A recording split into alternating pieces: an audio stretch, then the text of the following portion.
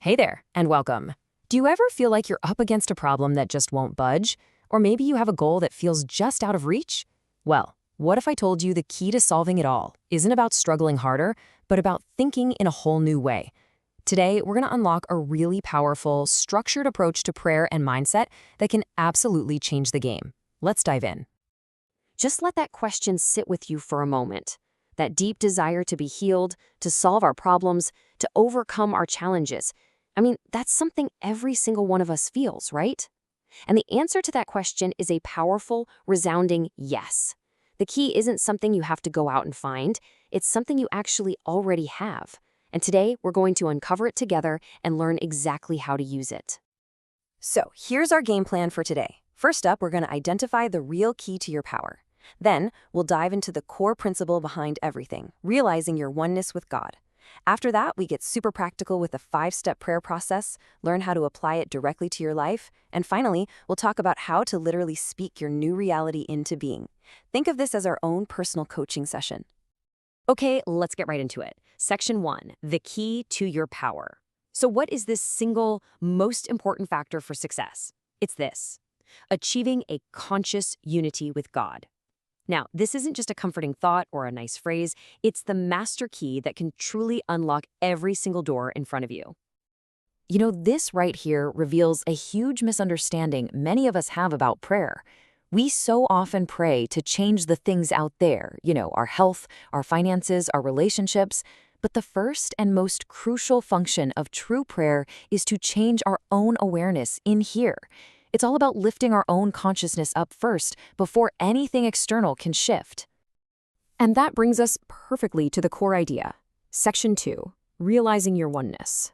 If this unity is the key, what does oneness actually mean? This isn't just some vague spiritual concept. It is the foundational principle. It's like the source code from which all power, all healing, and all solutions are generated. Okay, this is so important to grasp. There's only one divine intelligence, one creative substance in the entire universe. And problems, things like sickness or lack, they can only seem real when we feel separate from that source. The very moment you realize your unity with it, wholeness is restored. It changes the entire game. You stop begging some external force for help, and you start aligning with the power that is already who you are. And this quote just says it all so brilliantly.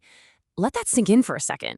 The very intelligence you need to solve that problem, the substance you need for more supply, the life you need for healing, that's the exact same intelligence, substance, and life that is looking through your eyes this very moment. It's not somewhere else, it's what you are. All right, so we get the principle, it makes sense. But how do we actually do this? How do we put it into practice? Let's get down to brass tacks. Here is a clear 5-step process that puts this powerful idea of oneness into a repeatable action plan. Let's walk through these. Step 1 is about stillness. You just quiet your mind and mentally step back from the problem. Step 2, oneness. This is where you lift your awareness and truly feel that unity with God.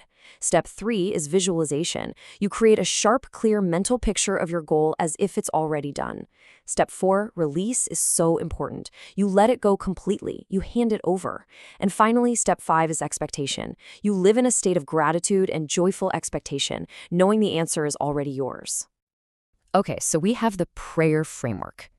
Now, let's get even more specific. I want you to think of a problem or a situation you're facing right now. Seriously, bring it to mind, because we're about to learn how to apply this divine principle directly to that exact situation. This slide shows the critical pivot we have to make in our thinking. We have to stop trying to act on the external problem, the sickness, the bill, the difficult person. Instead, we have to act upon the only thing we actually have control over, our own internal thoughts, beliefs, and the mental images that are giving that problem its form in the first place. So where do we start? Well, funny enough, you don't start with the problem. The very first step before you do anything else is to anchor your mind. Form the clearest, highest concept of God that you possibly can, as infinite love, absolute power, and constant presence. This sets the entire stage for the miracle to unfold. So here's how you apply it directly. Step 1 is to deny. That means you mentally withdraw all your attention and belief from the negative condition. You basically say, that's not the truth. Step 2 is to affirm. You immediately replace that old thought by building a vivid mental picture of the reality you do want. Step 3, release. Just like before, you let the specific outcome go. And step 4, concentrate. This is where you shift your entire focus away from both the problem and the solution, and you simply rest in the quiet awareness of God's presence right there within you. And this, right here, is the ultimate secret. The answer to your prayer doesn't come to you, it comes through you. It's the Father within, as Jesus said, that doeth the works. Your job isn't to figure out the how. Your job is simply to realize the presence. That presence is the answer. So we have a new way of thinking, but how do we make it our default setting? How do we really crystallize this new awareness so it sticks? That brings us to our final, incredibly powerful tool in Section 5, speaking your new reality through the power of affirmation. Now, let's be really clear about this. Affirmations don't change God. God is already perfect, whole, and always giving. Affirmations change us. They retune our minds, they shift our attitude, and they bring us into harmony with the divine law of increase and wholeness. And when these truths get lodged deep down in our subconscious, our mind literally becomes a magnet for all good things. St. Paul gave us the perfect instruction manual for this.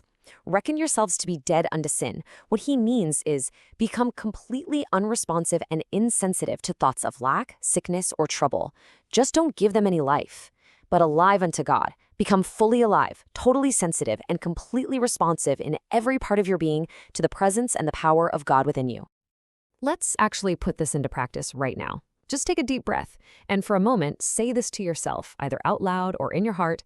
I declare that I am one with God's infinite intelligence and power. Feel the truth of that. This isn't just wishful thinking. This is a statement of your true divine identity. So, you've been given the key. The principles are here. The steps are clear. The tools are in your hands. The only question left is a very personal one for you. Now that you have this key to your power, what door in your life, your health, your finances, your relationships, what door will you unlock first? The power is yours. Go use it.